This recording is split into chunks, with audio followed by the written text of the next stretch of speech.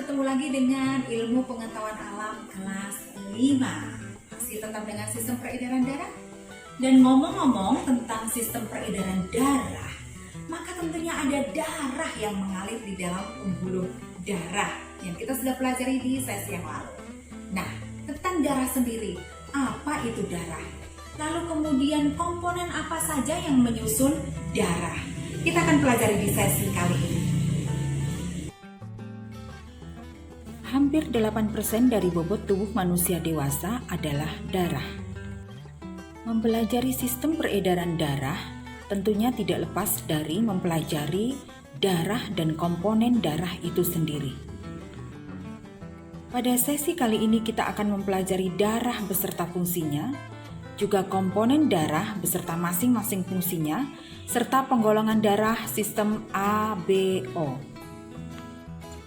Darah mempunyai banyak sekali fungsi yang sangat penting bagi tubuh manusia.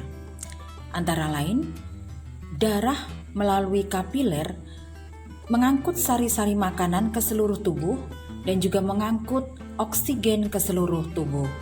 Oksigen ini diikat oleh hemoglobin pada sel darah merah atau eritrosit. Darah juga mengangkut sisa oksidasi dari seluruh tubuh, misalnya karbon dioksida.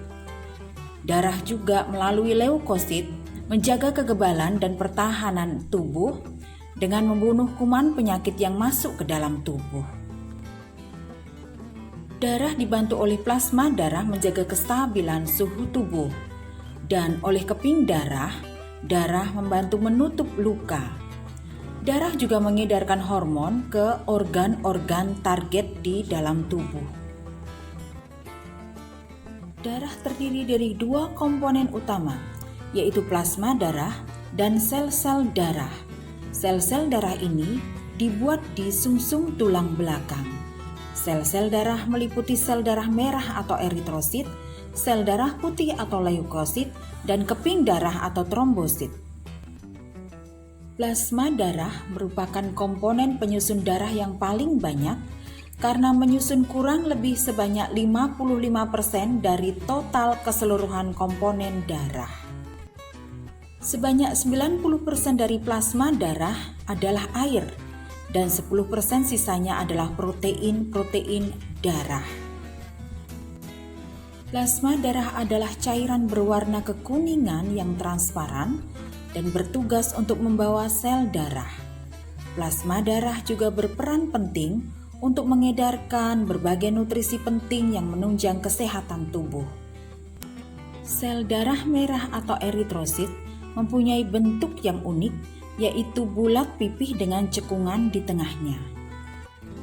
Sejenis protein di dalam sel darah merah yang disebut dengan hemoglobin berperan mengikat oksigen dan memberikan warna merah pada darah. Oleh karenanya, salah satu fungsi eritrosit adalah mengedarkan oksigen ke seluruh tubuh.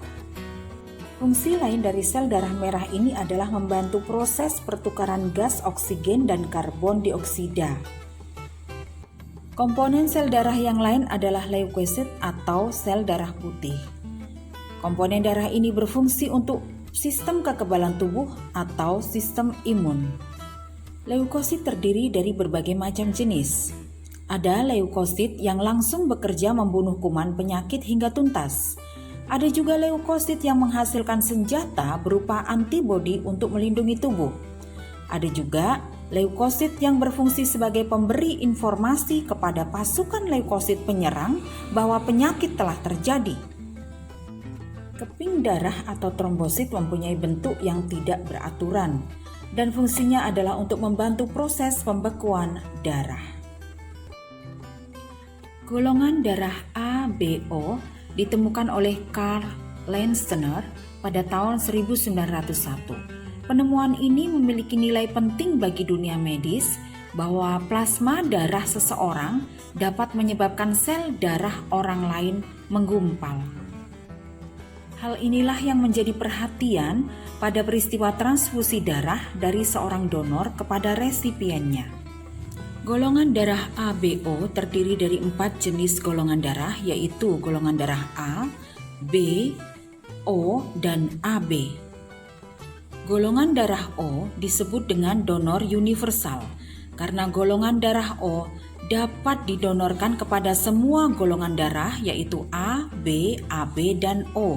Namun demikian, golongan darah O hanya dapat menerima transfusi darah dari golongan O saja. Golongan darah AB disebut dengan resipien universal karena golongan darah AB dapat menerima donor darah dari semua golongan darah yaitu A, B, O, dan AB. Namun, golongan darah AB hanya dapat mendonorkan darah ke golongan darah AB saja. Sedangkan golongan darah A dapat mendonorkan darah ke golongan darah A dan AB dan dapat menerima darah dari golongan darah A dan O saja. Golongan darah B dapat mendonorkan darah ke golongan darah B dan AB. Namun, golongan darah B dapat menerima darah dari golongan B dan O. Pada proses donor darah diambil dari pembuluh nadi yang terletak di antara batas lengan atas dan lengan bawah. Bila kalian sudah dewasa nanti, ada baiknya kalian mengikuti kegiatan donor darah secara aktif dan rutin karena melakukan kegiatan donor darah sangat banyak manfaatnya bagi kesehatan tubuh kalian karena memacu pertumbuhan sel-sel darah yang segar dan baru. Nah, anak-anak, materi sesi ini sampai sekian dan kita akan mendalaminya melalui diskusi-diskusi kelompok maupun diskusi di kelas tatap muka. Sampai jumpa.